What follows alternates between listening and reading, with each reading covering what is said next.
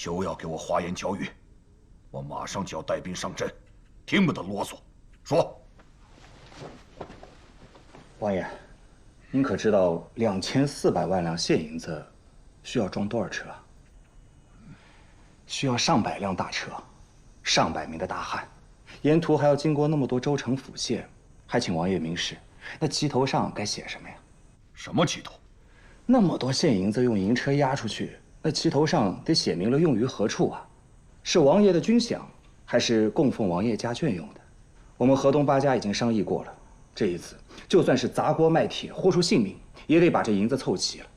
王爷干的可是刀头嗜血、为国卖命的差事，如果我们还在乎那点银子，那也太不识抬举了。早就这么说嘛，何必受这份罪？你们写张欠条给李百万，让他来，这老家伙会办事。哎呀，不可啊，王爷，不可。我们刚才还在商量呢，这钱我们可以给，但是这好处不能让他李百万给得着了。这天下的银子都长一个样，怎么，他李百万的银子比我们好看点吗？就好像王爷，您带兵打仗吃尽了辛苦，要是最后功劳归了别人，您能咽得下这口气吗？再说了，河东八家乃是百年巨族啊，从省城到京师，他们哪一家都有姣好的御史堂官呢？王爷一味的欺压下去，只怕好事变坏事了。其实我们想要给的，不止2400万两，我们想要给的更多。他李万堂请您过来压榨我们，花了多少钱，我们一样奉上。真是尖牙利齿！我一个堂堂带兵打仗的王爷，是来跟你做买卖的吗？还请王爷您给条活路吧。说说你们的主意吧。是。王爷既然在黄河两岸用兵，那这笔钱呢，就算是河东八家给王爷军队的军饷。但是这笔钱确实太多了，银车一推出来，势必闹得沸沸扬扬。那些言官参上几本倒不怕什么，毕竟王爷功高盖世嘛。怕就怕那有些人伸出手来也想分一份儿，那可就没意思了。所以我想着呢，把这些现银子运到京师，兑换4大行的银票出来，方便又好拿。到时候王爷自己往怀里一揣，岂不更好吗？哼，好，那拿来吧。要多久？把现银子装车运到京师，再兑成银票，最后落到您的手里，2月为期吧。这已经是日夜兼程了。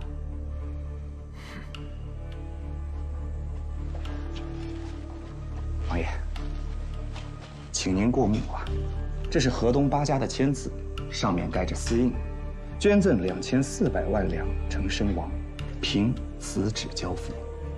王爷拿到银票之后，把这条子还了便是。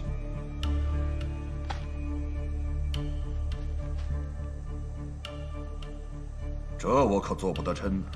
这薄薄的一张纸，就值2400万两银子，就凭它，我把你们放了。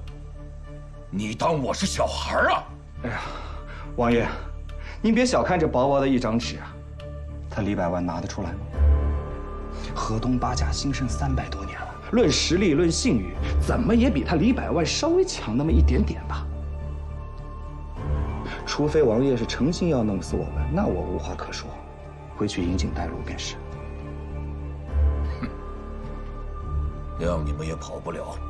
2个月以后见不到银票，我带兵抄了你们的狗窝子。滚！是。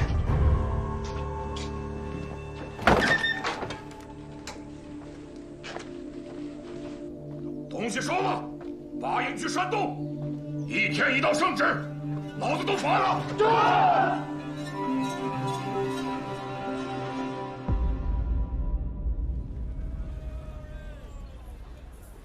少东家，太尉封掌柜古先生来拜。就说我不在。等一下，为什么不见？他会觉得我算计他。算计他？他在太尉峰，你在万源道，你不算计他，算计谁？去，问问他什么时候把那300万两银子交出来，怎么放出来的？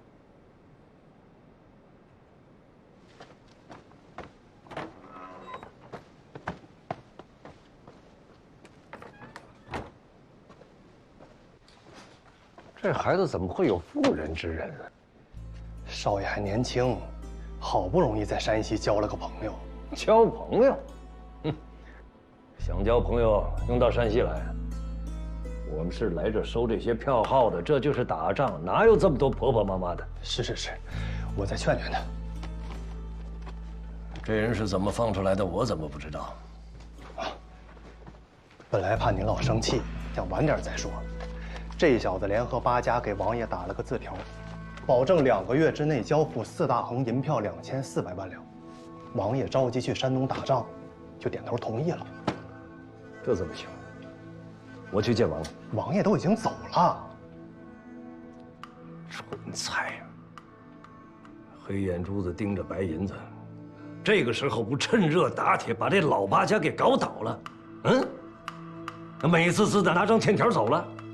他要是能拿到这笔钱，我信他的姓。这谁的主意？听说是姓谷那小子去打的。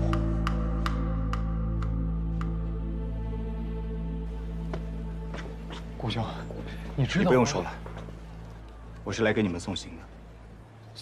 送什么行啊？令尊做出这样的事情来，把山西上上下下的票号的人都给得罪了，他还能待得下去吗？大好的局面，毁之一旦。好好的一场戏呀，倒成全了这个小子。我爹这次进山西是做了周密准备的。我看你还是干脆投过来。他这么做虽然不光明磊落，但是在我看来是没有破绽的，你们抵抗不了。耍这种手段做生意，我是不会服气的。我不管他实力有多雄厚，在3个月之内，我要让太平号在山西关门上锁，不然我信倒过来写。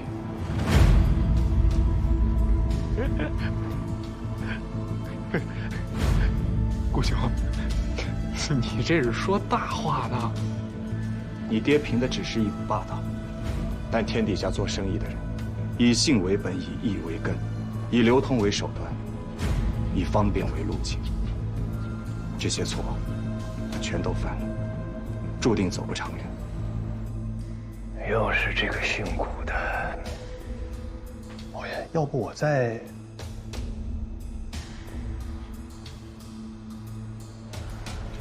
京师很多事情还需要我处理，你留下来，就一件事。四处声称这8家各欠朝廷300万两银子，白纸黑字写得清清楚楚。朝廷一道旨意下来，管他谁的钱，贴上封条都是国家的钱。让储户集队一家一家的整他们。我盘算着用不了几个月，这8家就得拿着他们的底来跟我做交换。我们既要拿到山西票号的专营权，还要把他们的底扎出来。山西我要，闯王的宝藏我也要。那王爷那边要死的人了，我没什么可说的。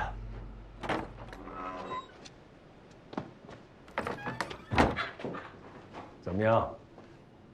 他说你3个月之内一定会滚出山西。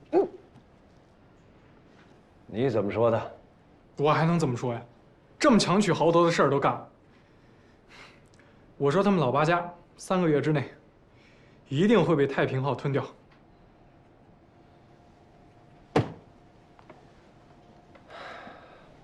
要想在这立足，你客客气气的拱手赔笑脸，你到时候连残羹剩饭你都吃不下。这什么地方？天下票号的发源地，财富的汇集之所。想站稳脚跟，你奋发图强，一辈子可能都达不到。打蛇就得打7寸，断了他的念想，取他的精华。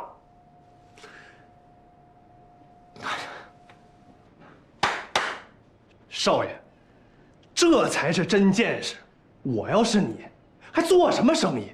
即刻回家，好好在老爷身边待2年，天下还有谁是您的敌手？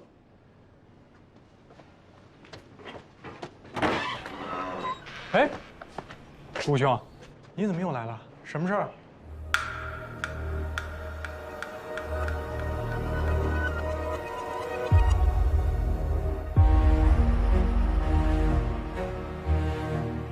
老八家有一句话，要带给李万堂：行商之人，以商道自律，不要再做以势压人的事儿了。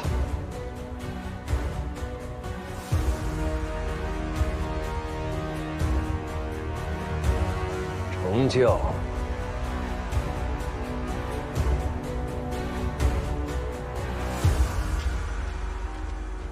他怎么了？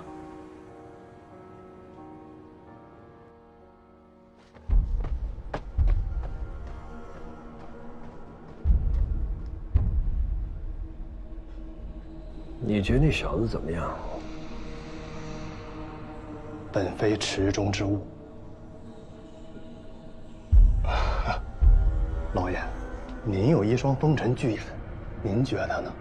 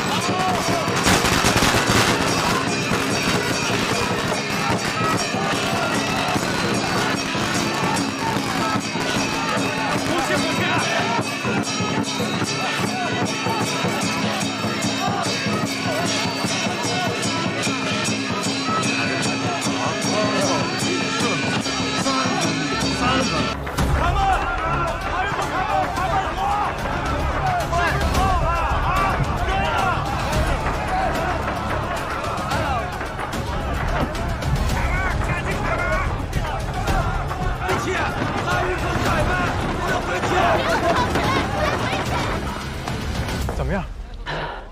从昨天半夜，太岳峰门口全是敌对的人，现在人都满了，他们死活不开门板，有不少人开始砸门，就是估计他们家和县太爷关系好，还不敢撞进去。我看再过一会儿就该大乱了。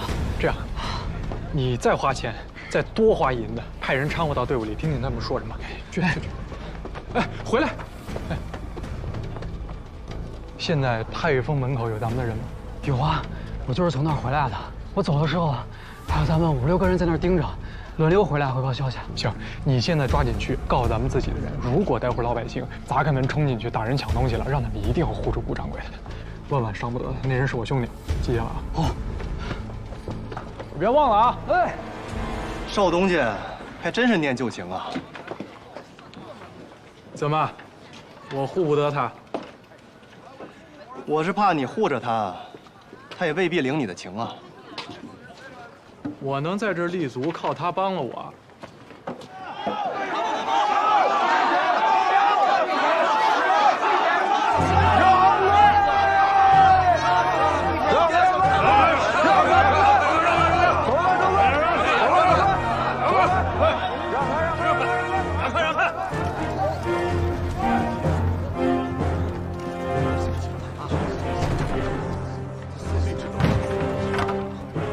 请顾掌柜。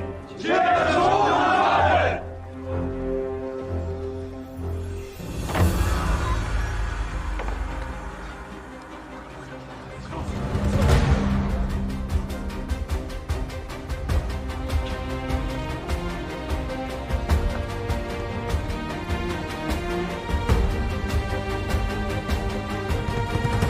诸位，久等了。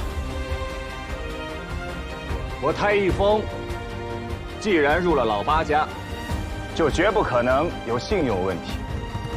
大家同气连枝，互救互助。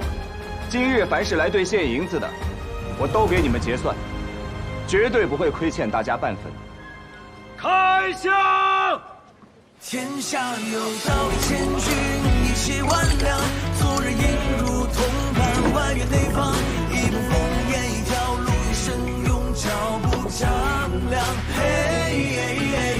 众生万象，粉墨登场，说到最后总是传奇一桩。山有道，我担当。日出东方。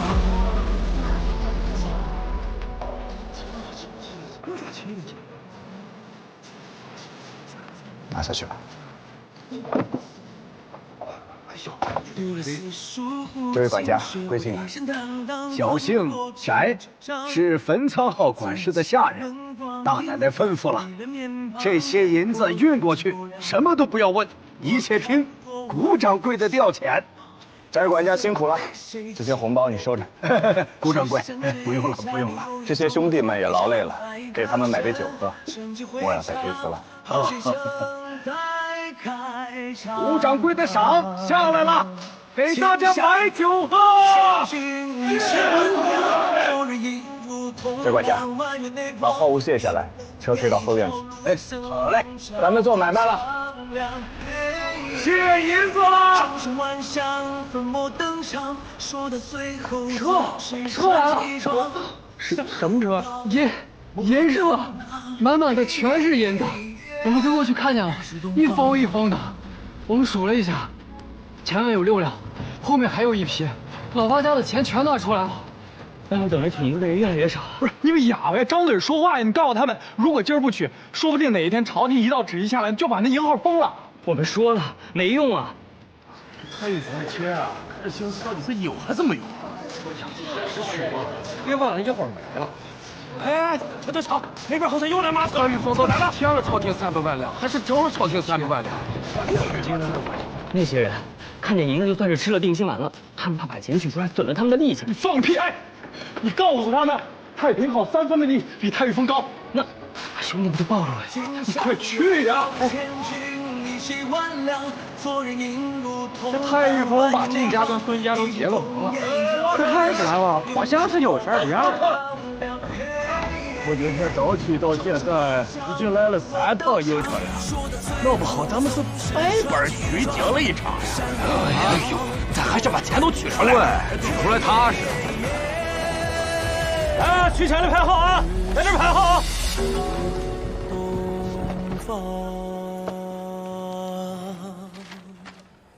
你把这张条子递到李家，这3万两就算入了他们的账了，省得你带着现银一路上担惊受怕，等过了城门还要被那些官兵们劫上一道。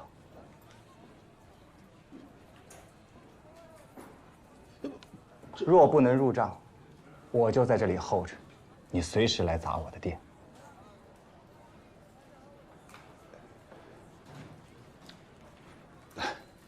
这倒是省事儿了。好，我信你。请。哎呦，顾掌柜，我能开个条。顾掌柜，我要开条。你们都要开条啊？啊，是。行吧，想开条的来我这排队。好。你别愣着呀，拿点鲜货点心出来招呼大家。啊，好嘞。我就是纳闷啊，既然你那么不喜欢老爷用手段搞垮老八家，怎么又一个劲儿的想看着你兄弟倒台呢？我就不想看他赢。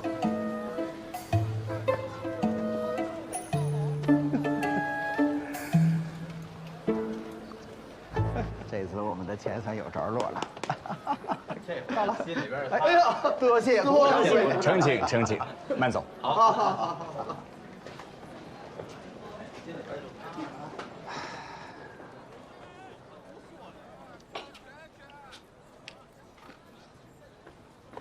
掌柜的，银车卸完了，通兑了多少？您看一下。啊？掌柜的，您是只管兑不管存呐。今天有好几个酒楼的大老板，还有开染坊的，听说咱们这儿一张字条就可以入账，立马又存了几10万两银子进来。被挤兑了一天，账面上反而多出60几万两，真是奇哉怪也。那这样，靳大奶奶拿来多少银子？你给她原数不动的装回去，连夜就拉回，带点糕点给伙计们路上吃。今天这场仗，咱们赢得漂亮。得嘞，嗯。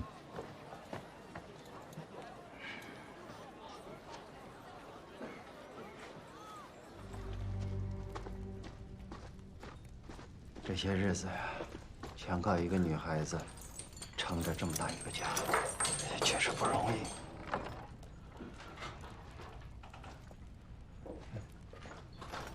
说曹操，曹操到啊！你们背后嚼有什么舌头呢？谷兄弟一直在夸你，说你心性坚韧，能干大事。什么心性坚韧？我恨不得把王天贵给杀了，把你们俩都拽出来。现下倒好，宅子留住了，就我一个人在那空荡荡的地方。你倒是开心的要命。现在外面可都有传，他快成王天贵的干儿子了。那说干儿子的，纯粹就是在胡扯。王天贵是想通过我探听出闯王宝藏的下落，所以才一直扣着四爷不肯放的。这世上真有闯王宝藏这说？我哪知道啊？不过以前读书的时候，先生说过，这世间万事万物皆有其主，有的东西不是你的，争到了也无用，唯有德者居之。知乎者也，又来了。啊，读书人的酸气又上来了，对不起。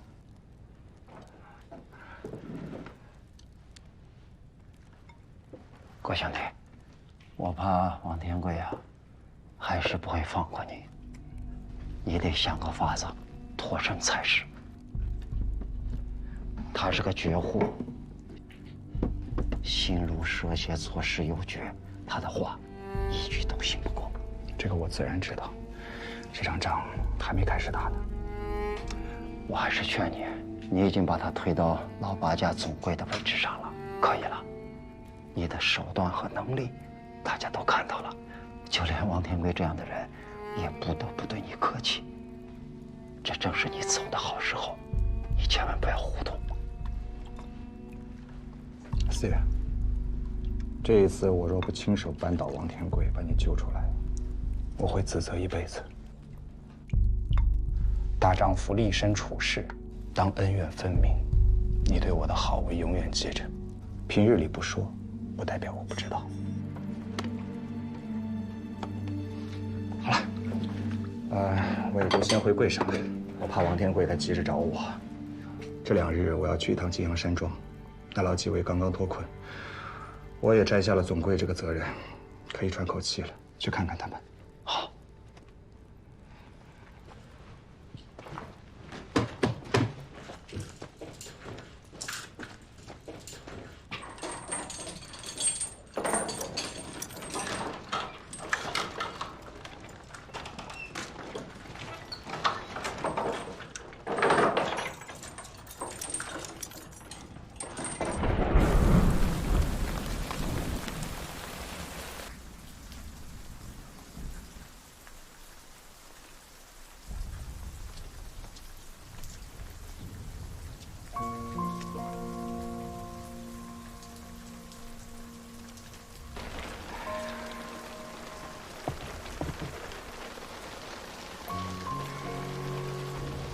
别管我，你哭你的。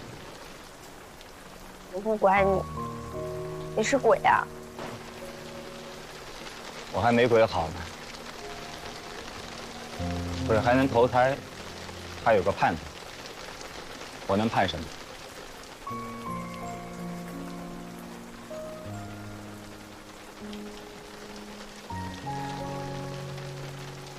喝晚了，别哭了。来，我送你回去。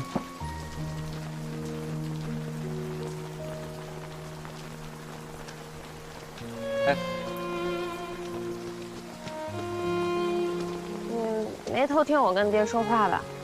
没有啊，你们说什么了？没说什么，他就夸你来着。哎，四爷不怪我连累他，就阿弥陀佛了，不奢望他能夸我。你以后别总说你人不人鬼不鬼的，好像活不下去了这样。若真有此想，当初为什么要从宁古塔逃出来啊？你会好好活着的，你，还有我爹，你们都是好人。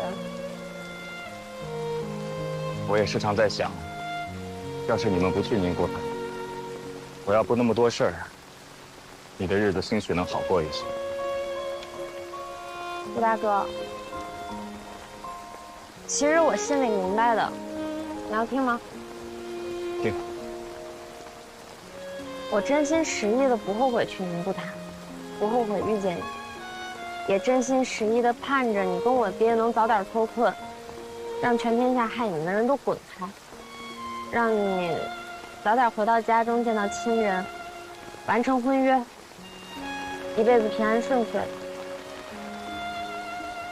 至于我自己，我也会好好活着的，哪怕跟着我爹继续浪荡江湖，我这一生认识过你就足够了。生死之际，不为救困，这是我们江湖道上的规矩。大家彼此安心吧。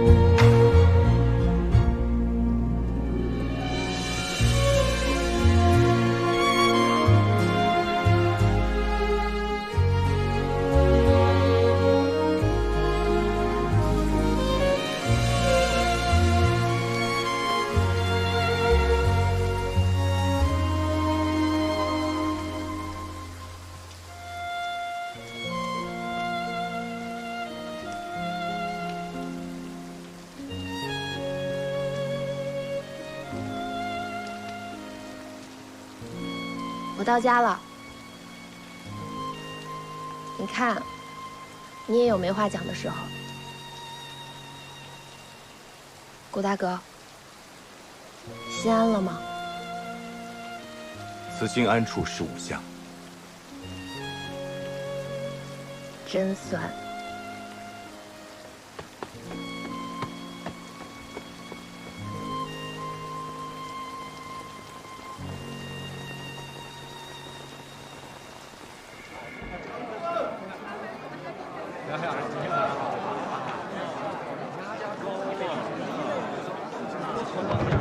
少爷，您还没睡着呢，人家都已经杀到乌江来了。谁到乌江来了？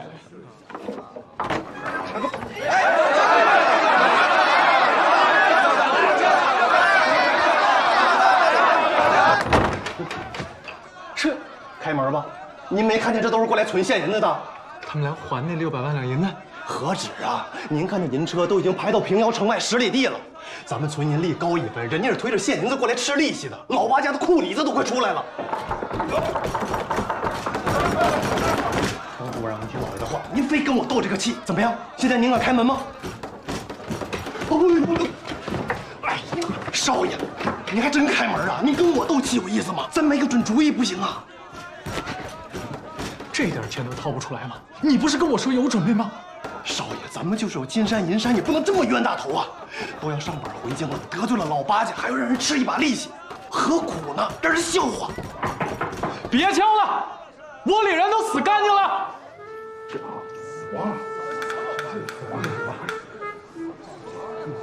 现在要是不开门，咱们就真的没办法在这儿立足了。你想好怎么办了吗？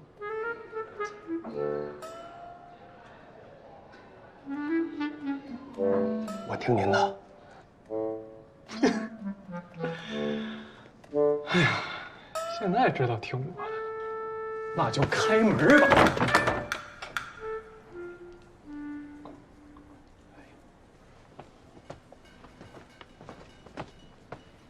李亲兄，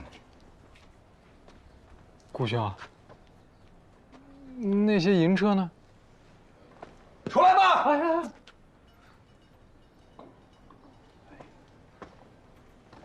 开个玩笑而已。这天底下做生意的最讲究人缘了，哪能真把人往死路上逼呀？是吧？得罪了，我们会给你点时间，让你体面退场。得了吧，贴告示吧。咱们准备回京师，把平遥的账都收一收。哎，那什么，老八家让我问你一下，600万两银子是装银车呀，还是要银票啊？我爹说了，留在这儿，当结个善缘吧。难怪。难怪什么？难怪能做那么大生意呢。这话说的有风度啊。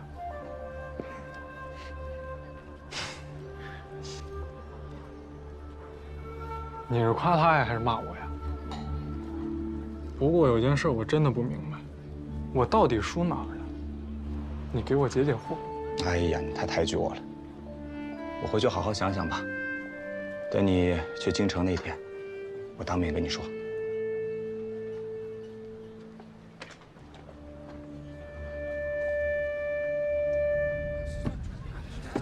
把这都绑好了，绑好了，这绑结实了，绑结实了。哎呀，这都绑好了，绑结实喽，绑好了，绑好了。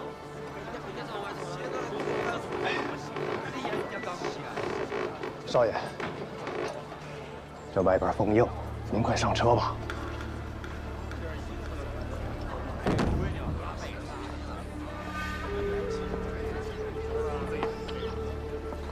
那这个怎么办呀？这砸碎了，带回去便是。当时把它立在这儿的时候，许诺要把它立上个几百年。现在这还没几个月，就要砸碎带回去了。少爷，这胜败乃兵家常事。啊？为什么不砸呀？啊，等我上车呢。这不是怕您触景生情吗？我触的什么情？生的什么情？我砸，砸碎了我好走得安心。就吹了。嘿。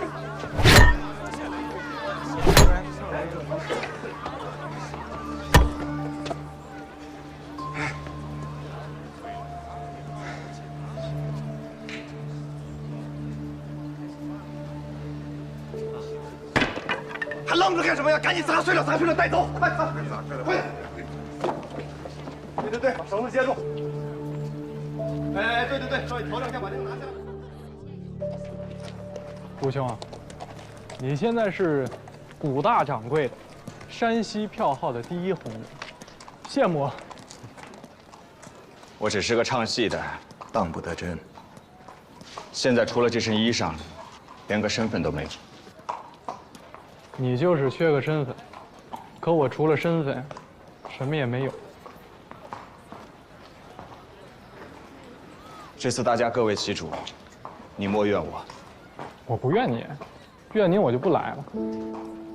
其实我盼着你赢我爹，他跟官儿走得太近了，老拿权势欺人，不是正道。你是这么想的？嗯。可是我也很矛盾，我就想好好做个商人，好好的经商。可是有我爹这种人在，我就觉得我赢不了。你能这么想，我很高兴。可是究竟哪一条路是对的？你问我也是问到于盲了。我哪算什么真正的商人？你还不算商人，那老八家那些老狐狸能白白捧你做总柜？有话不说，可就不仗义了啊！行啊，还记得上次我与你说的道心吗？天下百工百业，士农工商，不乏佼佼者，更有人可以扬名于万世，不为读书人。就好像影视有陶谦，木匠有鲁班，咱们做生意的有白圭范蠡。他们能做出那么大的成就，应该就是孔夫子说的“近乎于道”。那么这个道究竟是什么呢？它是一个道理，一条道路，还是可以囊括天下万事万物的一个宝藏。我常常夜不能眠，在想这其中的秘密。想不到古大掌柜的还是个求道之人啊！流放犯古平原，读书人古平原，还是现在的古老板，到底哪个是真，哪个是假？又或者都是真，或者都是假？你就别给我打哑谜了。既然学至经商了，我就在想，商之意图，大道何在？古人说大道至简，那就应该是最基本的道理。最基本的，无非是信和义两点。人至诚则至信，至仁则至义。所以经商之人要把诚信和忠义当作生命去捍卫。这话说着有些迂腐了，但一旦做到极处，就好像今日这样。老八家凭借其信誉，白条入账，头寸调度越发灵活，而天南海北的银子因其守信，因其便利，被源源不断地存了进来。这就是信义可行于世的证据。这世间有些道理看似简单，但若不去实践，就永远无法知道它的妙处。这么多年过去了，但你这点头巾气儿还是在的。你让我说的，莫要笑话我。我打算打道回府了，等我再来山西，一定再来看你。我四海飘零，还不知道下一站会飘到哪儿呢。这样，等什么时候大赦天下了，我恢复自由身，我过去找你。你还要走？既然是唱戏啊，总有唱完的那一天。我暂留在这里，还有我要救的人。走了。这。顾兄，不过一定会有人记得，咱们大闹平遥城，城门当、上门当、佛门当，让这平遥所有的票号、银号一概低头，真是痛快。一定会有人记得的。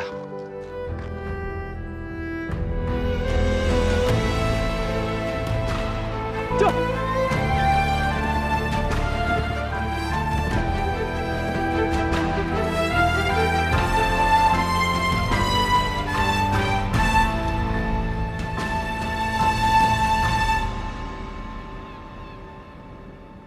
各位，让我们为了古兄弟，为了我们的总柜，为了老八家能够得到如此人物，满饮。满饮，满饮，满饮，满饮。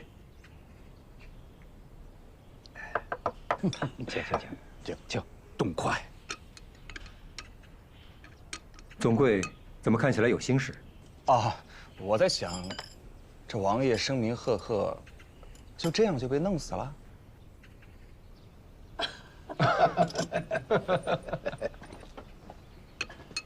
你呀，还是不太了解钱这个东西的威力。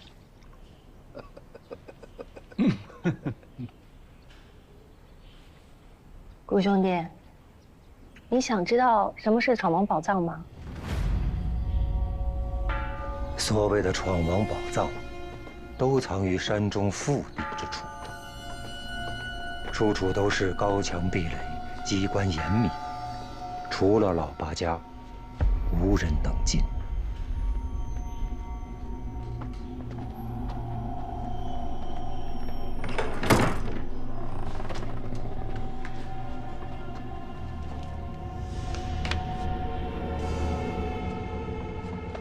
有人说，闯王宝藏是闯王仓皇逃亡的时候，丢在山谷里，被八家人捡到的，后来就发了大财，这纯粹是胡说。天底下要有这等好事儿，那八家人自己都得打个死去活来。五兄弟，你说是不是？自当如此。闯王这种身经百战、雄才伟略的人，是剩下18骑人马都能杀出重围的，这样的大英雄，怎么会连军饷、银子都管理不好？是因为他当时已经知道了，恐怕天命已经不属于他，不甘心江山被别人占了，因此他命底下8位部将接管了军中这几10年来积攒的财富。这里面有从崇祯皇帝那儿拿来的，也有从贪官污吏手里罚没的，但这些是大顺朝的立国之本，也是未来恢复我汉人江山的凭据。八家受命于此，就以经商身份掩护，因此这笔财富依然在老八家手里，这份责任也背在肩上。我们祖祖辈辈为了这一天等了很久，将来还得等下去，对吧？这就是老八家。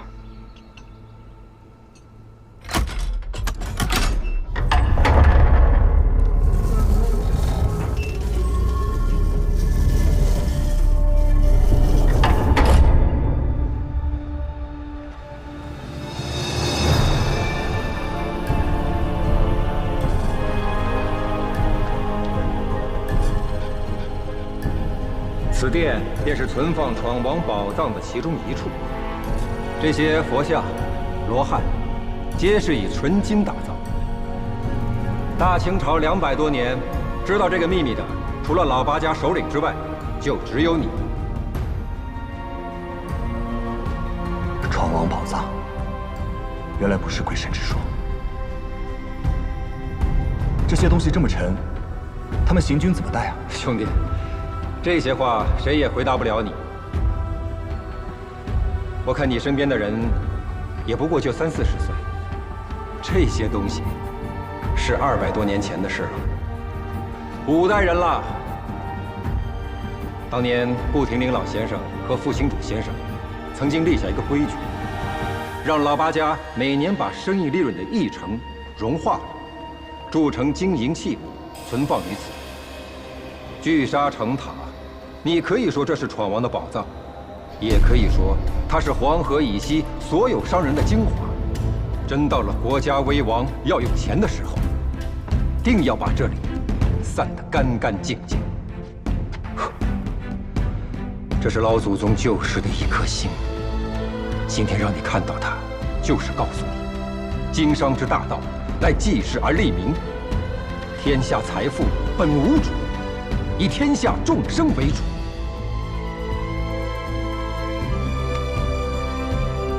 顾平原，请受教。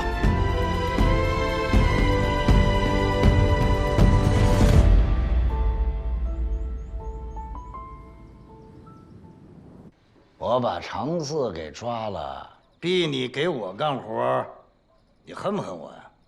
谈不上恨，无奈而已。不是无奈，你是无路可走啊。也是。小子，我给你指条明路，啊，你抬头看看，看看这些账本儿。你小子呀，压根儿就不是一个读书人，你就是一个货真价实的生意人。太玉峰10来年票号积攒的资金，都不如你入主几个月挣得多呀！你本事大呀！哎，你现在还做了老八家的总柜，你说说，我怎么赏你好呢？我身无长物，钱对我来说是累赘。话可不能这么说呀。这个钱呐，没钱的人，他才说钱不好呢。钱无善无恶，有了钱，什么事儿都能干成，何来不好呢？有钱人买马车，是希望赶路更快一些。就像你说的，我根本无路可走。快慢于我而言，又有何用？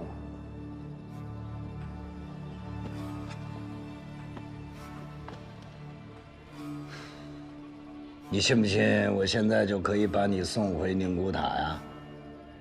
你知不知道那儿有多少人想要你的命？我信。可是我偏不这样做。你小子可以帮常老四挣钱，那你为什么不能帮帮我呢？小队，你此时出现在这儿，这是老天爷的天意，就证明咱爷儿俩有缘呐。看看这满屋子的账本儿，这都是我的财富。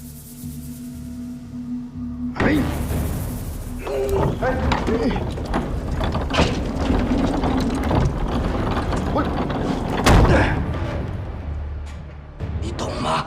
我懂什么呀？你有话直说。给我做儿子，你该姓王。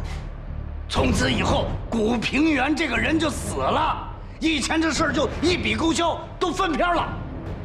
你手里拿着一副好牌呀，啊！这一屋子的财富全是你的，你替我守住了。以后我死了，我就埋在这儿，我替你守着。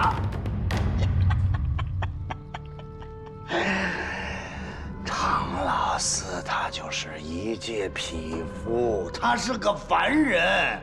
你的良心债已经还了，还要什么良心呢？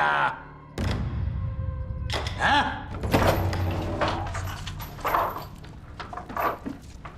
给您道喜。二位上船，这是今您老就要上天了，好跟您老说一声，是有王千贵王老爷使的钱，想要换了您这条人命。将来您到了阴曹地府，您大英雄好汉子，您找他报仇，可别怪罪我们哥俩。我去找他。这是王法！抓住他！抓住他！抓住他！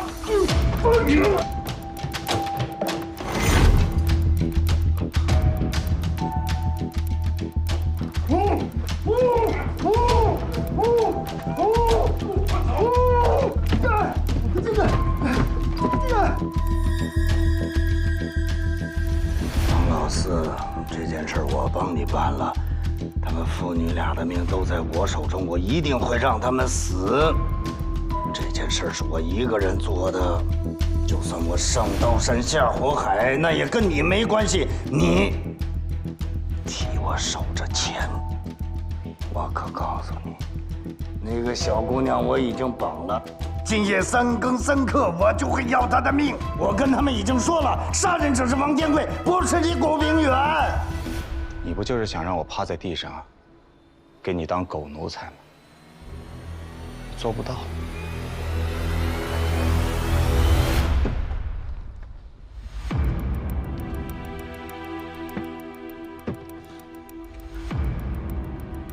你做不到可以呀，那我也不保你的命了。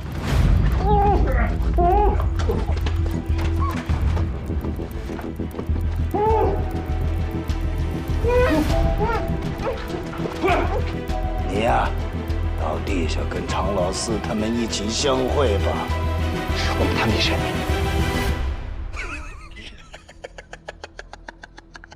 你跟我谈什么生意呀？你有资格跟我谈吗？啊？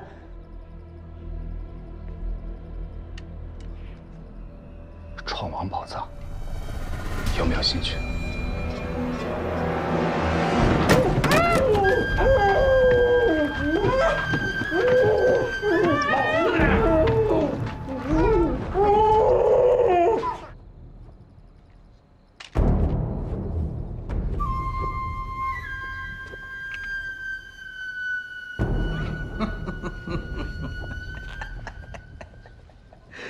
闯王宝藏，这只是一个传闻罢了，几百年了，没有人知道它的秘密所在。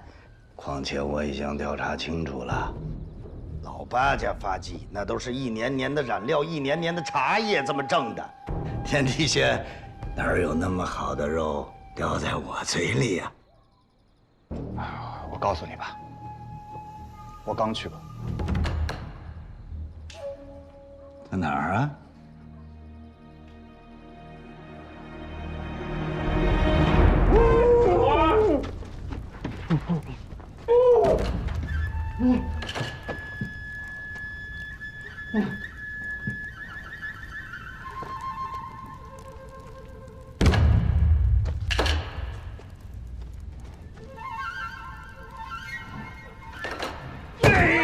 你。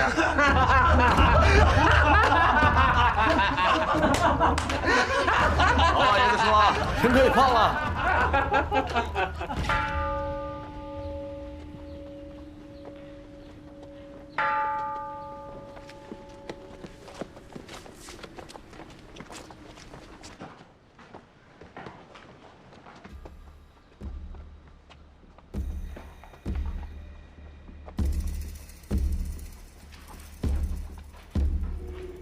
就是这个李闯王，最后是出家当了僧人。我看未必吧，以他的那种性格，怎么可能安安静静的在这里过一辈子？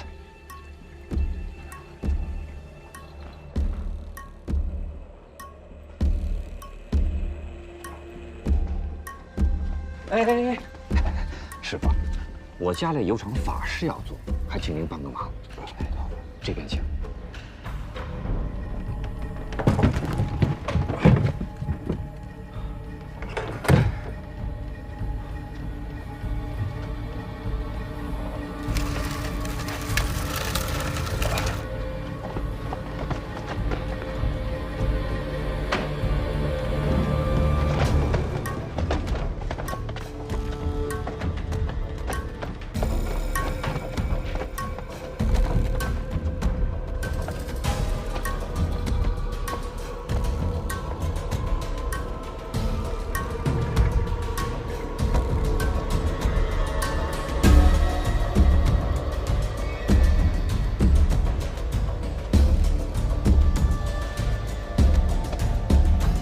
姓古的，你走前头。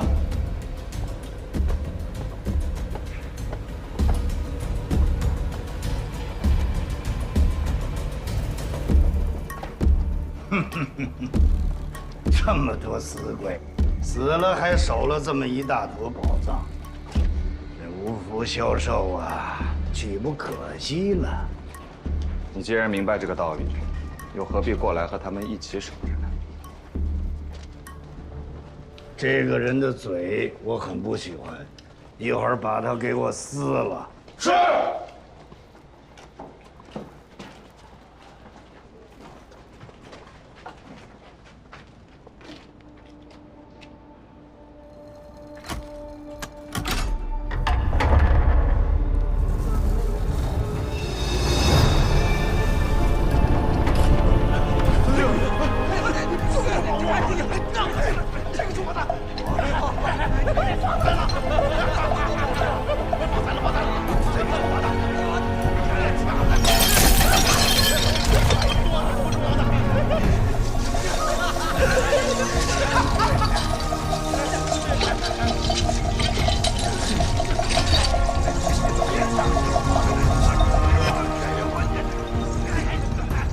这里的宝物之贵重，大清就算积累了几百年的财富，也未见得比得上啊。东家，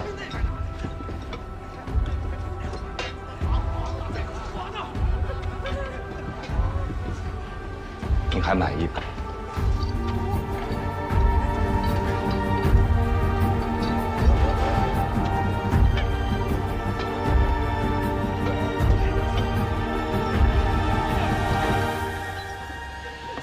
东家，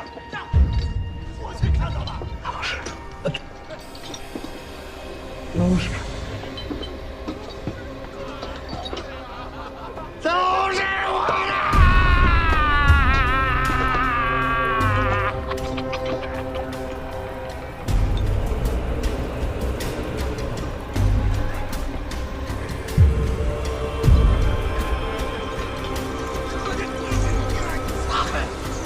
我撒这是我的，我先看见了。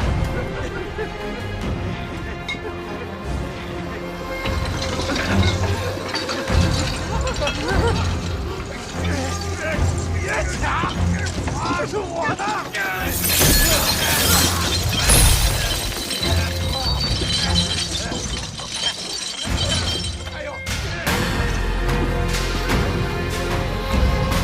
这就是断龙石，当年修皇陵的人修筑，一旦落下，再无生还的可能。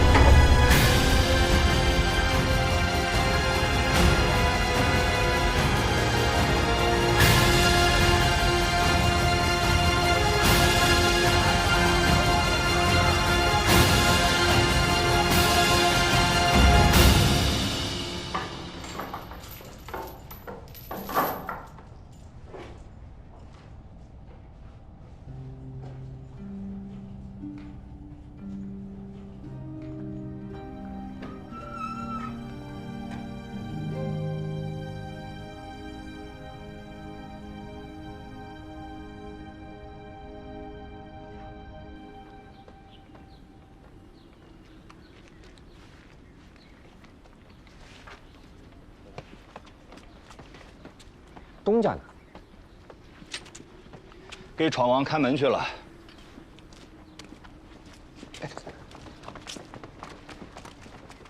王天贵那种人，怎么可能跟你共富贵？你今日知道，今日就得死。他的那些保镖，把埋你的坑都给挖好了。赶紧逃离山西，走得越远越好。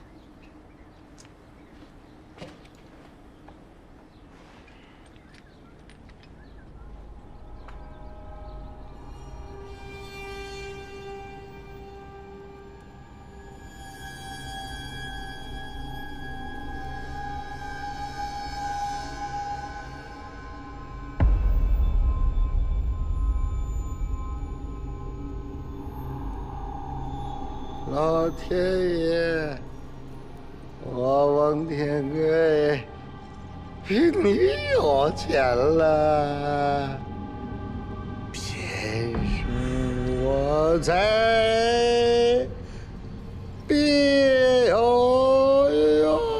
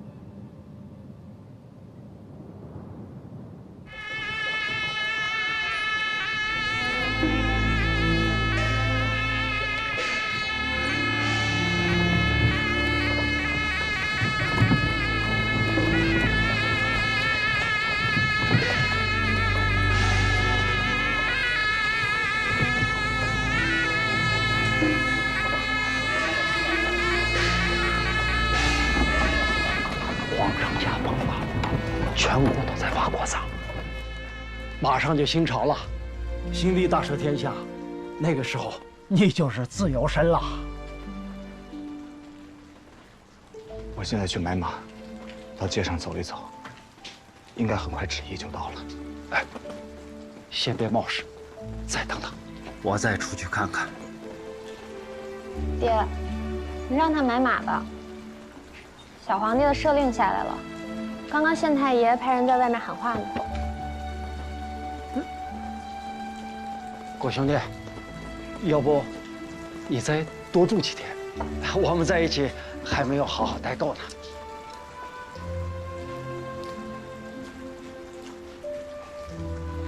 你没看古大哥已经归心似箭了？他若现在有匹马，估计连话也不肯再说半句。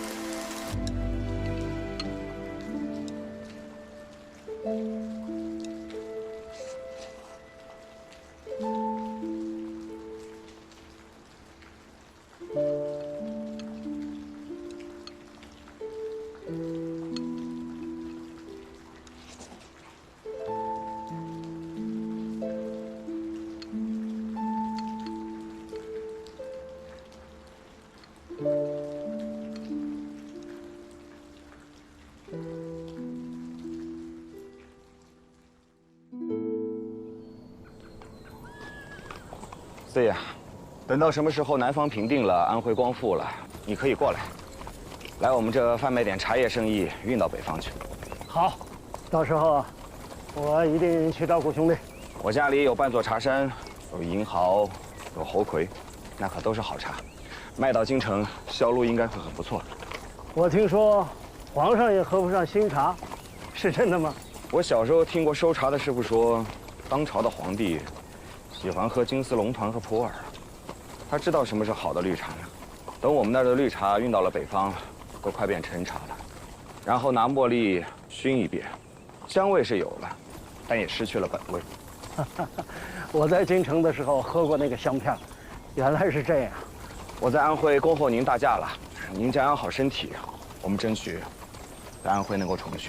一出监狱的门啊，我这2条腿都痒痒了。这1年多，我终于想明白了，我只有在路上痛快。葛兄弟，一路上多多保重。嗯。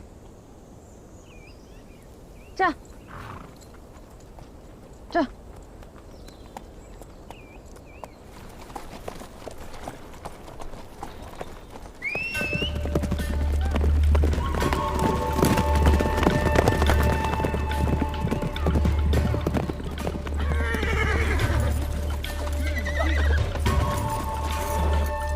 哥哥，这次南下定要周全。是。山下等候。走。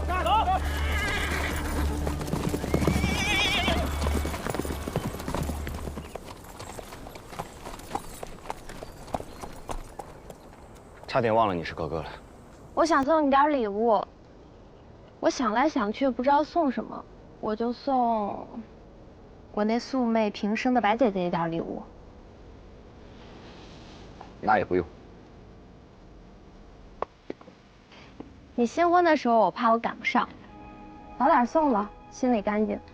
但我琢磨着，这白姐姐有了你，这世上也就不再缺什么了，何须我再送？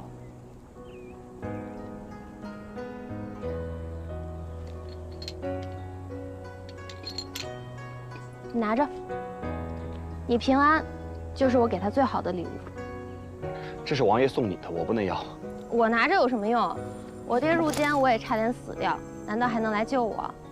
倒是你留着，偶尔想起格格这2个字，就当个乐子，我就不留了。接下来还要跟着四爷跑马帮。当然了，我们江湖儿女江湖老。那你一路保重。这，顾大哥，这1年我也读了些书。我跟爹从小四海漂泊，独不会说读书人的话。那也无妨。仗义每都图狗辈，不行都是读书人。那是负心人的错，跟书没关系。我看书上写，读书人送行的时候都要写诗互赠。我背几句今早读到的诗来送你。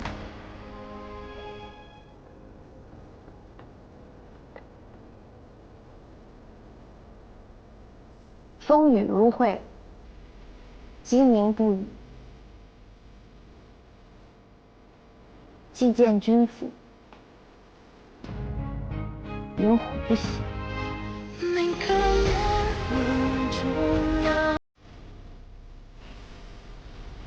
郭大哥，保重。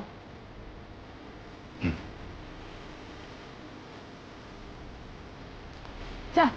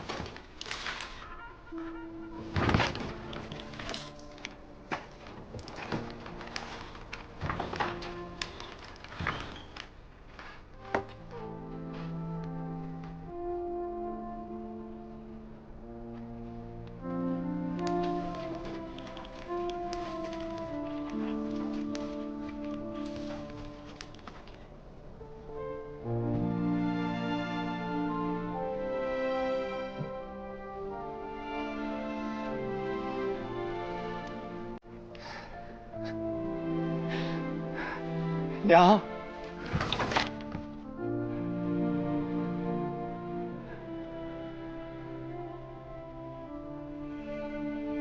娘。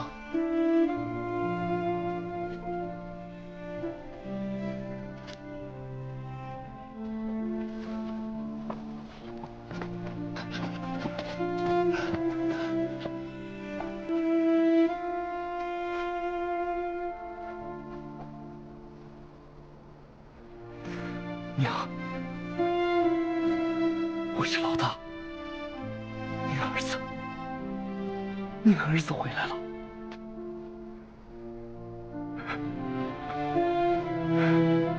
娘，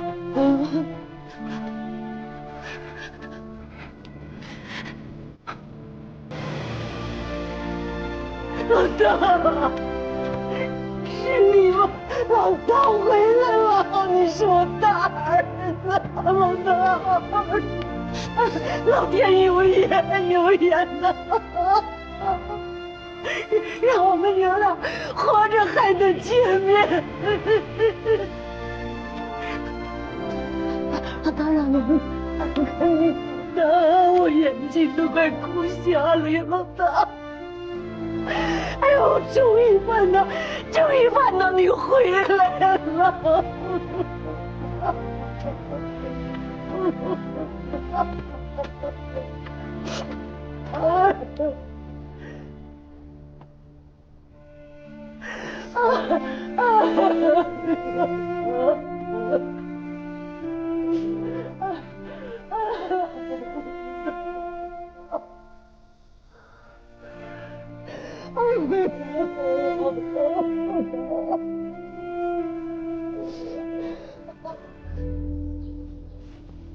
娘这眼睛啊，就是老哭，哭的太多了。你这一回来，肯定一天比一天好。哎呀，我记得你刚被抓走的时候啊，老能看见娘在哭。那时候白先生偶尔过来跟娘说说话，后来他腿脚也不好，也不怎么来了。我呢还得下地干农活，家里老是没人陪着娘。我又不是小孩子，我为什么要人陪啊？就算我眼睛全瞎了，我还能纺线。哎，这是，你别看娘眼睛不好，那手纺出来的那线，那又细又精，那小姑娘都纺不出来。那白先生呢？除了腿脚不好，还有哪儿不好啊？腿脚不好，脾气也不好，老骂人，老骂我。明天我带你去看看他啊！不过我可不进去啊，省得又被他骂。他脾气不好，爱骂人，又不是只有今天。就记得小的时候啊，书一背不上来，就给他打手心，打到我2个手心都肿了。如果非要说这个世界上有一个人呢，是我一见到就腿软的，那就一定是白先生。你那算好的了，我当年手被打，耳朵拧的都成佛爷了。谁让你不好好背书啊？你要像我似的，那书背得好，还能留在他家吃饭呢。我要是有个白小姐伴我读书，我背的比你好。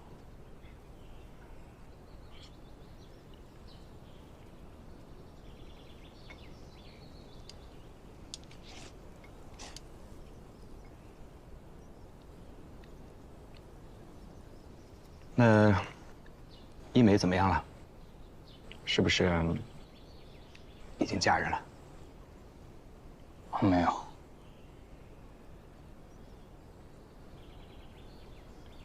我知道，这些年让她一直这么等着我，苦了她了。这样，明日一早我就去见白先生，给他当面赔罪。不管他是打我一顿也好，骂我一顿也好，总归我落个心里踏实。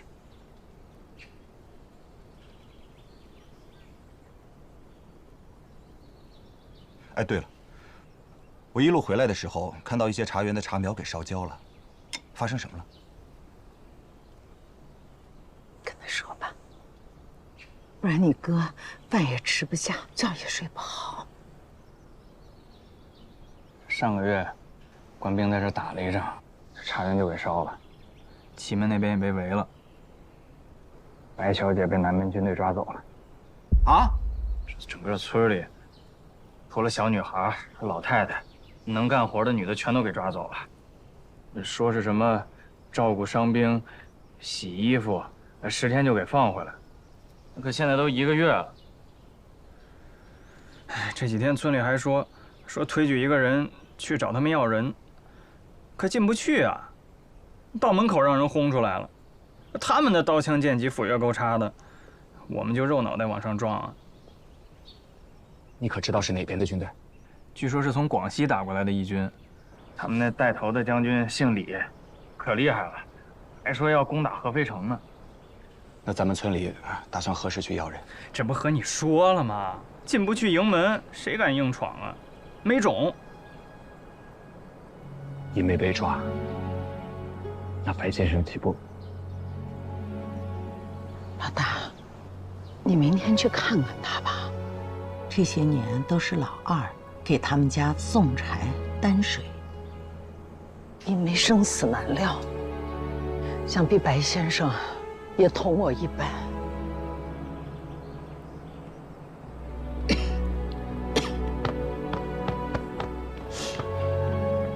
娘，不想了，咱们好好吃饭。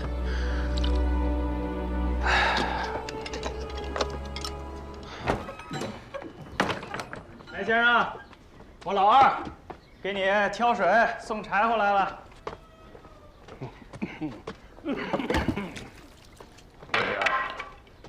挑水就是挑水，送柴就是送柴。什么叫挑水送柴啊？难道你3头6臂啊？哥，你听，都能抠字眼儿。这不是抠字眼儿。名不正则言不顺，言不顺则理不通，理不通事情不成。你读书的时候老师没教你啊？白先生，我先走了。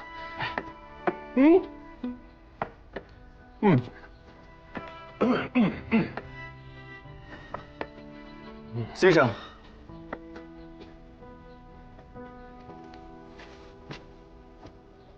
学生古平原回来了，给您问安。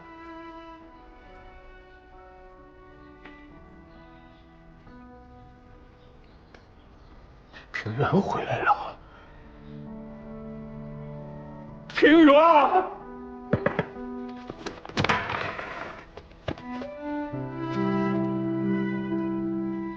你这小子，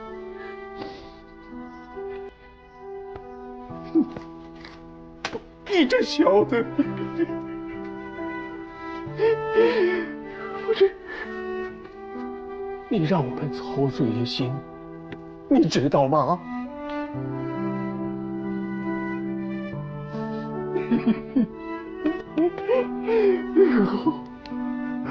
来，快起来，快起来，快起来，快起来！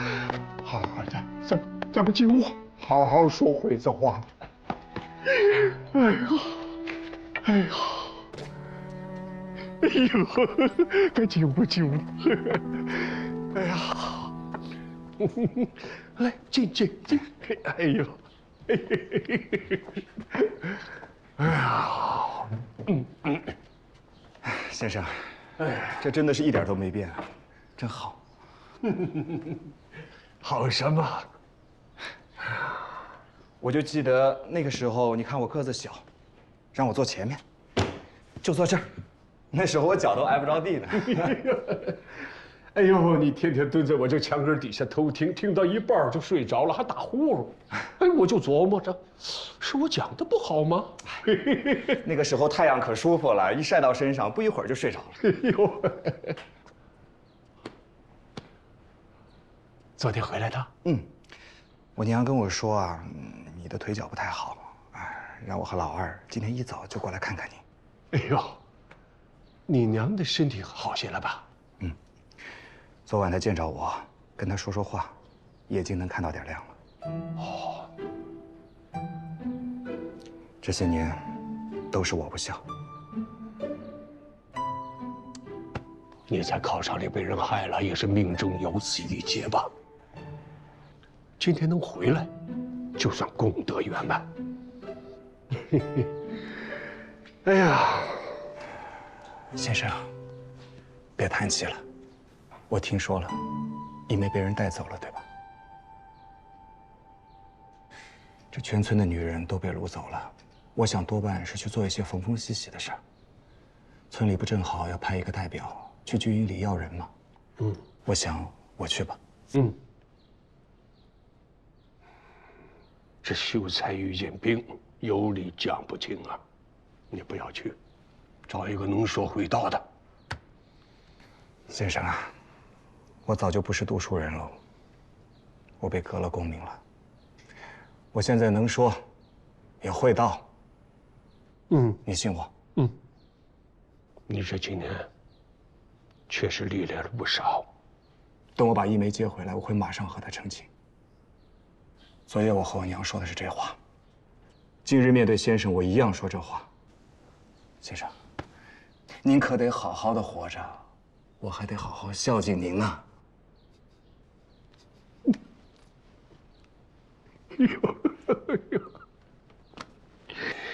哎呦，真要如此！哎呦，我岂非是老来有福啊？得以嫁弟子，得以嫁许臣，欢喜一下，一大快事，一大快事啊！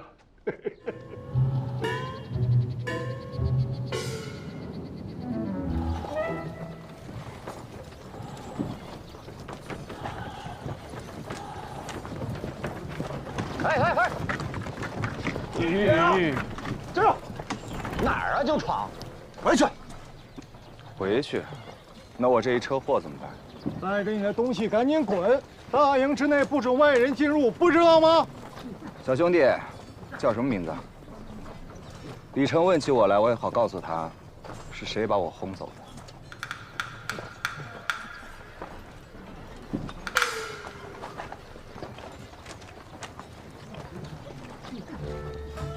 我把话说清楚了，我们怎么能让你进呢？我们将军的军令那是很严的。哎，我告诉你啊，我这一车货都很紧急，是支援你们水师用的，现在可不好买呀。不让进是吧？回去。哎呀，别！真是将军让你来的呀。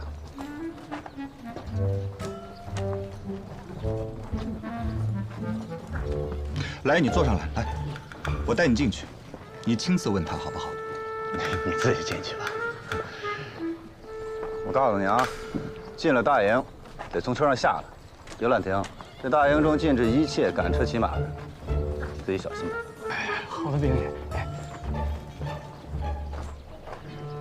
哎，把路打开！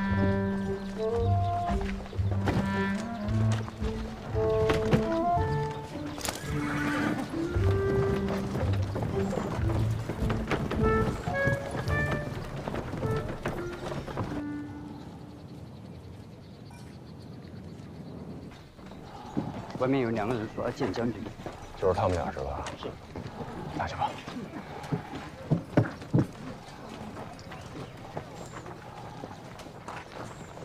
是你找我们将军是吧？我们李将军公务繁忙，你把这些东西啊放在那儿就走吧。过会儿我帮你通报一声。进去通报，说他表哥古平原来了。没规矩，军务再繁忙，连我都不见了吗？表哥，啊，你说你是我们将军的表哥是吧？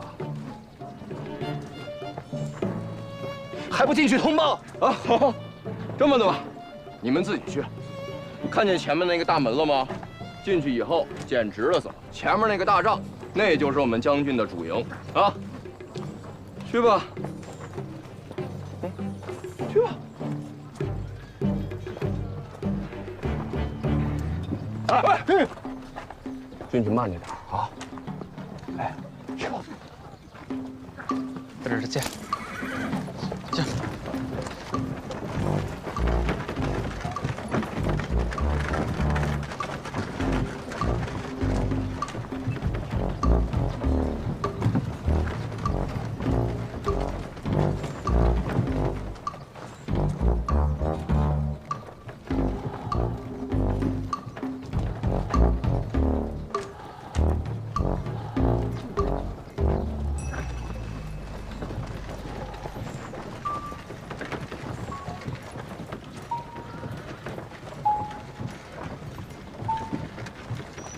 是姓李的带兵带的挺好啊。你又懂带兵了？之前在宁古塔的时候，跟那些士兵一起混过，懂得一点。我看你啊，还学了别的本事。怎么？你这满嘴跑舌头的，你怎么就成了李成的表哥了？你一会儿见到他，你怎么说呀？我这叫见招拆招，不吹牛的话能进得来。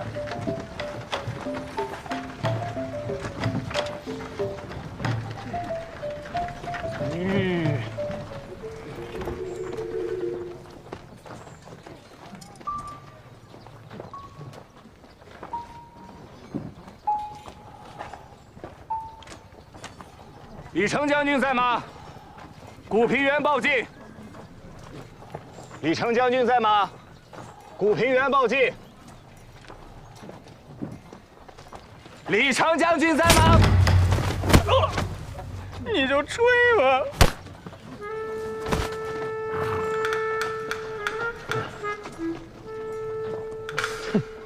表哥，带走。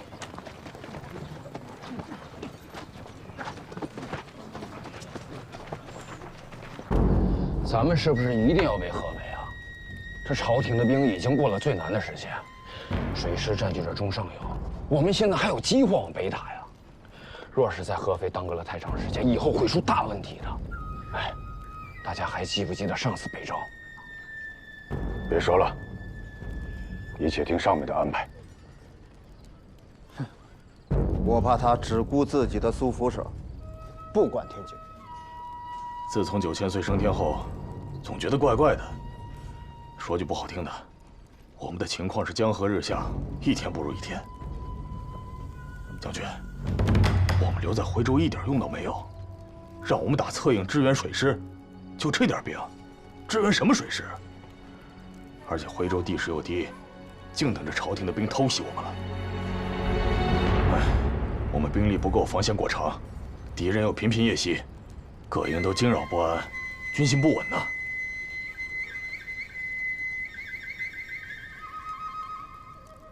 诸位都是从广西出来的老兄弟，我呢自幼跟随义军，从娃娃兵干到了主将。我清楚地记得，诸位与我都发过誓，要覆灭满清。自从跟随了天王，续发起兵，就该知道，不死不休，再无退路了。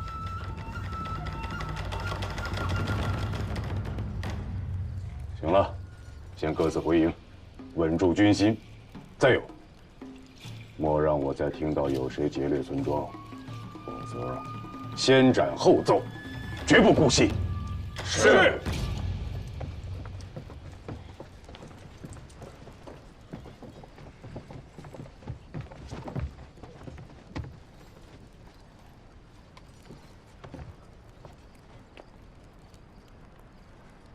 那位将军是？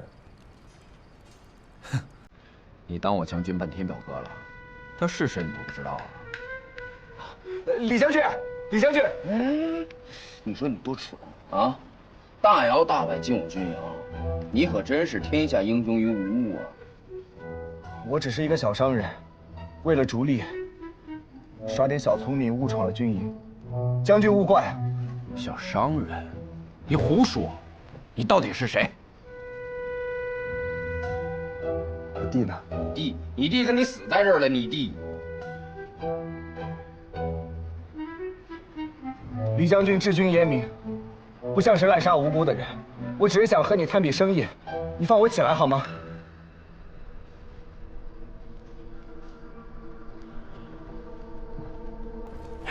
生意？什么生意？你看到我那一车的麻绳了吧？我知道你们的水师为了加固船只，需要大量的麻绳。徽州城里的人又不敢卖你们，我可以帮你们买。你看他像朝廷派来的探子吗？像什么像？距此地50里有一个山涧村，你们之前把那个村子里的女人全部掳过来了，说是10天之内就可以返回的，现在都1个月了，一点音讯都没有。我就是那个村子的。叫什么？我叫古平原，我自幼生活在山涧村。我有个先生姓白，他的女儿叫白一梅，梅花的梅，现在应该在你们的军营，你可以问他，打听我。接着说麻绳的事。啊，我知道你们需要的麻绳量很大，那村子里的人手怕是不够，这些女人都会捻，你把她们放回去了也是帮你的。我手下那么多伤兵，他们走了，谁来照料？将军，恕我直言，你们在这儿也待不了多久了。那些女人是无辜的，我不希望她们死在这儿。谁跟你说我在这儿待不久了？你们围攻合肥2月有余了，还没有包围下来。等到朝廷的兵一到，不把你们包了饺子了。说什么呢你？李将军，我只问你一句：被绑来的那些女人，是不是已经被你处置了？若是的话，你给我一句准话，我回村里也好有个交代。把他叫松开，拖出来。是。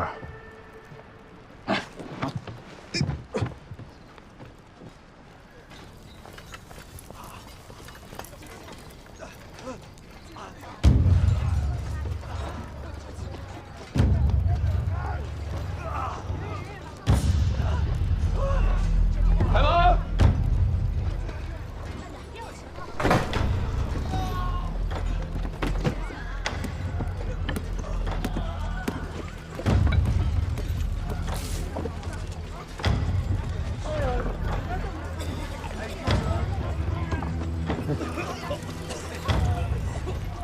看见了吧？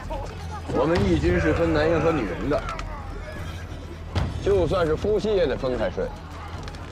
我们和那些腰头带兵不一样，天下间的穷苦人，男人是兄弟，女人是姐妹，我们义军不会苦待他们的。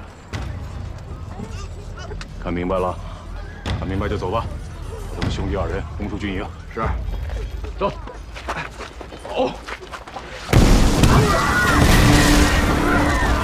夜袭，列队应敌。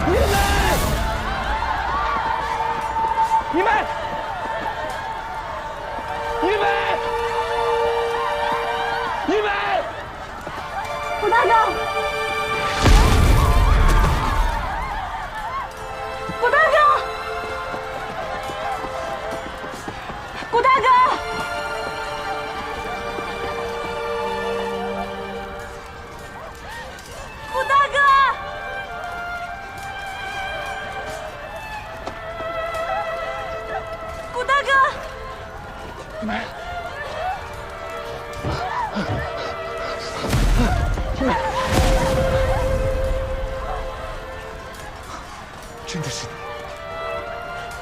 有没有受伤？村子里其他女人，刚才一开炮就都散了。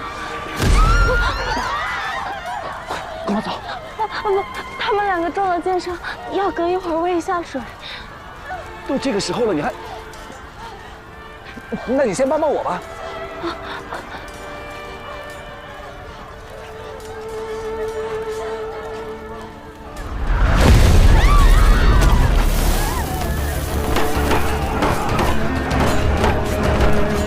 李大哥！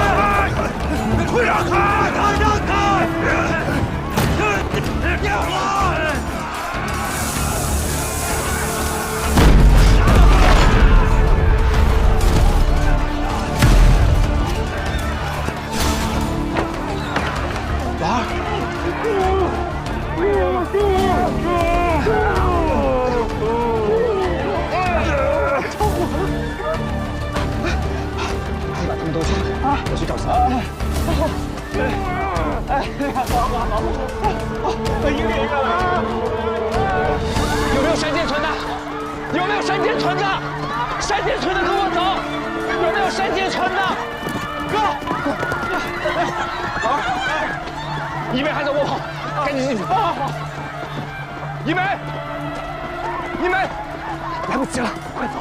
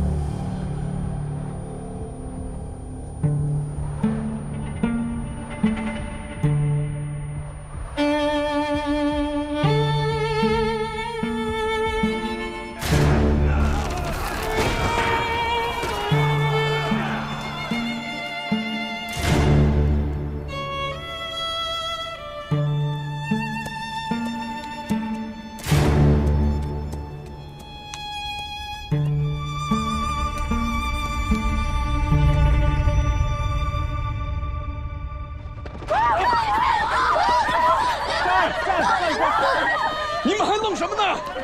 这里面一定有人通风报信，将军都受伤了，都给我查！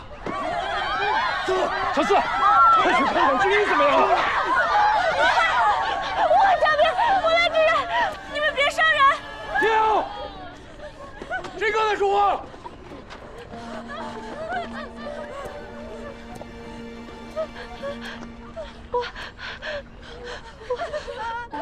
我就你们别伤人。我自由协议，